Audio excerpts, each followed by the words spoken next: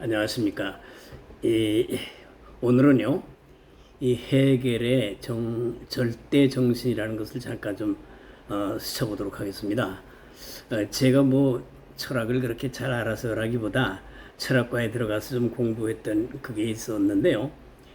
그때 느낀 게 서양 철학의 대부분은 우리 교회 신앙과 아주 무관한 게 없다고 할 정도로 여러 가지 섞여 있거나 복합적이거나 다층적이거나 또는 대립관계이거나 싸우거나 혹은 이제 협력적이거나 이런 관계들을 만들고 있어서 아주 교회 신학과 무관한 건 없다 할 정도로 뭐 이데아론에서 시작해서 뭐 아리스토텔레스의 뭐 형상론에서 시작해서 모든 뭐 헤겔 칸트 할 것 없이 직간접적인 어떤 그 관계를 가지고 있다.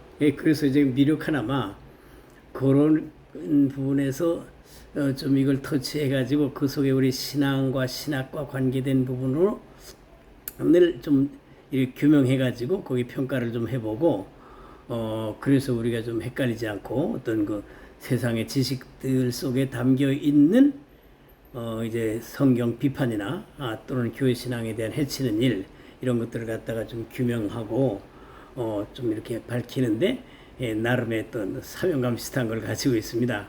그래서 지금은 오늘 우리가 헤겔의 절대 정신이라는 것을 잠깐 좀 스쳐보겠는데요. 헤겔은 나름대로 그 하나님 하시는 일을 이제 설명해 보려고 절대 정신이라는 것을 이제 개념화했습니다. 절대 정신은 우리 신학적인 말로 하면 하나님이 세계를 관리해 나가시고 자기 뜻을 펼쳐 나가시는 그런 하나의 그 과정을 말한다고 보겠습니다. 그 헤겔이 말하는 그 절대 정신이 이제 따지고 보면요, 이걸 자기는 하나님으로 생각하고 있어요. 절대 정신도 피조물이 아니고 스스로 자존하는 자이고, 그러기 때문에 하나님이란 말을 철학적인 개념으로 바꿔서 진술하고 있다. 이렇게 보면 되겠습니다. 그런데 삼일체 하나님 거룩하신 절대 자존자이신 성경의 하나님하고는 너무 다르게요. 이 헤겔이 말하는 절대 정신은 이제 이 역사 속에서 자기를 전개시켜 나가면서 스스로 자각하는 존재라고 합니다. 마치 우리가 오해하자면 뭐 미개 상태에 있다가 이 역사 전개 속에서 하나하나 자기가 깨달아지고 자기 완성 단계로 들어가는 존재라고 이렇게 들려질 정도이기 때문에 하나님은 원래 자존하시고 절대자이시고 결핍이 없으시고 완전하신데 헤겔이 말하는 이런 그 절대 정신의 뭐 이런 자기 전개 과정에서 뭐 자각을 해 나간다든지 뭐 인식을 해 나간다든지 하는 것은 용납할 수 없는 엉터리 얘기예요. 그래서 이 헤겔은 이제 하나님이라는 이제 성경 신앙에서의 그 인격성을 빼버리고 철학적인 일종의 그 원리로 이걸 설명해 나가는데요. 그래서 이 하나님은 본래적으로 절대적이시지만 이 절대 정신은 아직 자각하지 않은 상태에서 가능성으로 있다가 역사 전개 과정에서 스스로 자기를 완성해 가고 자기 인식을 하고 자각을 해 나간다는 겁니다. 그게 뭐하죠? 우리 신학적 입장에서는 뭐 일종의 잘못된 표현입니다, 이게. 그래서 신이 완전한 신이 되어가는 과정인 것처럼 마치 이렇게 이제 오해되기가 쉽습니다. 하나님이 자기 전개, 자기 자각의 과정이 바로 절대정신의 운동이라고 하는데 하나님은 그런 분이 아니세요.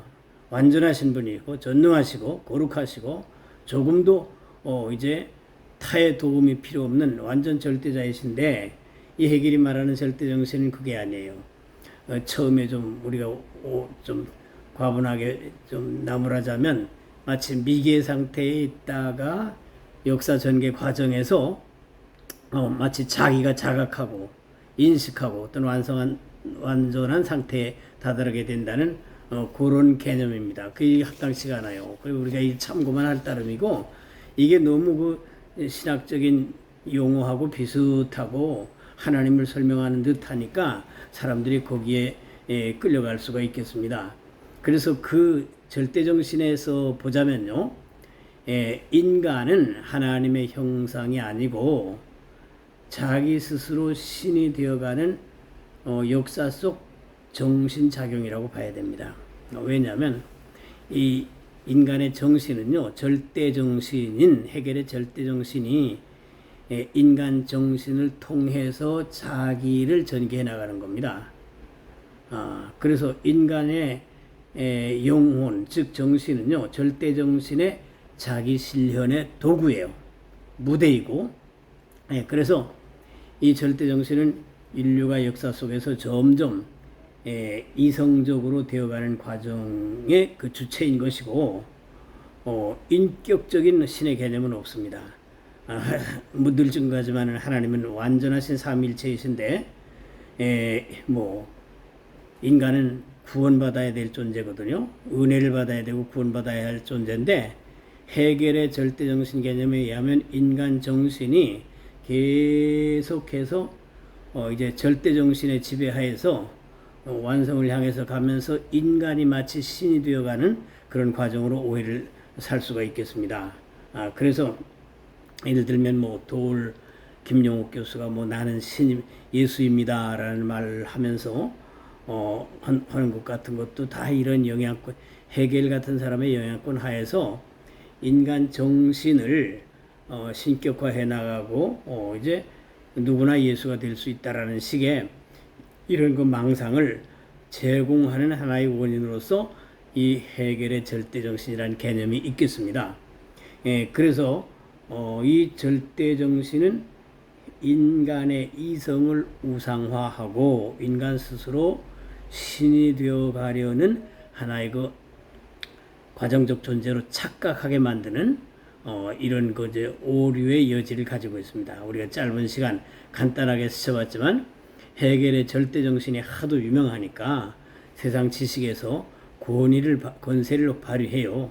그렇기 때문에 우리가 이런 것들이 원래 헤겔도 다 기독교 영향 하에서도 신학 공부도 좀 하고 그랬던 사람 아닙니까? 이 성경 이 만물이 주에게서 나오고 주로 말미암고 주에게로 돌아간다라는 로마서 11장 말씀을 가지고 이 세계를 설명해 보려고 하는데, 하나님의 인격성이라든지 절대하심보다도 자기가 이해할 수 있는 이성의 자기전개 과정, 절대이성, 절대정신이 자기전개를 통해가는 과정을 이 역사로 설명하고 그래 보려고 시도했던 거예요. 그렇지만 결국 교회 신앙을 해치고 사람들이 오해하도록 하고, 또 이제 헤겔의 영향하에서 마르크스 좌파도 나오고 다 그렇지 않습니까? 그렇기 때문에 또 독재의 가능성도 있어요. 헤겔의 철학을 통해서 절대정신이라는 이념하에 얼마든지 독재도 그렇게도 활용됐고요. 그렇기 때문에 우리가 어디까지나 절대정신을 설명해 나가려고 하는 자랑하려고 하는 게 아니라 그 속에 비신학적, 비성경적 우리 교회 신앙을 해치고 잘못하면 은혜 받아야 될 존재, 구원 받아야 될 존재를 은혜나 구원이나 복음이 필요 없이 자기 절대 정신이 인간 정신을 통해서 점점 발전해 가지고 무슨 완성에 이르게 되고 결국 신의 영지일에 이르게 될 거라는 착각을 하고 그렇게 또 모두를 잡고 나가는 것으로 이제 되기가 쉽습니다. 이런 점을 우리가 잠깐 살피면서 우리의 신앙은 그렇지 않다. 우리 성삼일체 하나님은 절대자이시고 독생자를 보내서 그 피로 우리의 죄를 속하셨고 성령이 우리 속에 계셔서 감동하시는 놀라운 은혜의 복음 안에 우리가 있다는 것을 명심하면서 세상 지식 중에 하나인 이 절대정신의 개념 속에 오해받거나 우리 신앙상 섞이기 쉬운 이런 점들을 잠깐 우리가 스쳐봤습니다. 감사합니다.